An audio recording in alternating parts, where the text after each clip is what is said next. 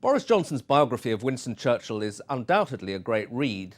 It's also an insight into the mind of the man who's now come out as probably the most prominent and important politician who's decided to campaign for Britain to leave the European Union.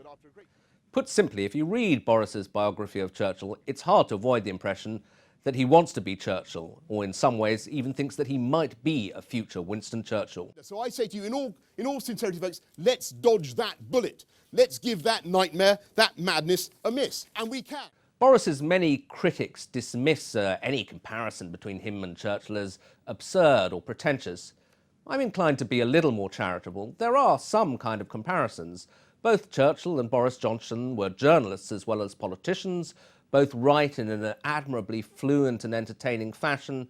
Both are political mavericks, distrusted by their party and prone to political accidents, but somehow able to recover. We hope to see a Europe where men of every country will think as much of being a European as of belonging to their native land.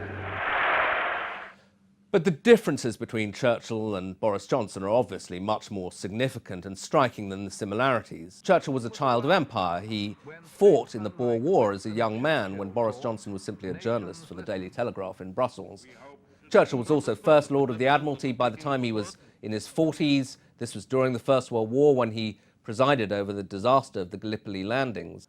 By contrast, Boris Johnson is now in his early 50s, and although he's had an interesting life, he's been the editor of a magazine, he's been an MP, he's been mayor of London, he hasn't had a career of remotely Churchillian proportions. Fortunately for Britain, the times we're living in are also not yet remotely as turbulent as the 1930s. In his Churchill biography, Johnson suggests that his hero came out early against Hitler, partly for political reasons. Boris Johnson writes that, to some extent, all politicians are gamblers with events. They try to anticipate what will happen, to put themselves on the right side of history. And Boris even interprets his own hero's decision to campaign against Hitler early in the 1930s in this slightly cynical light, explaining that Churchill put his shirt on a horse called anti-Nazism and the bet came off in spectacular fashion. I thought of that passage when I heard that Boris Johnson had decided to throw in his lot with the Vote Leave campaign in Britain's EU referendum on June the 23rd. I think, to some extent, like Winston Churchill, Boris Johnson has decided to gamble with events to try to put himself on the right side of history. But there are more than one ways of thinking about being on the right side of history. There's one way, which is just to try to anticipate the direction of events.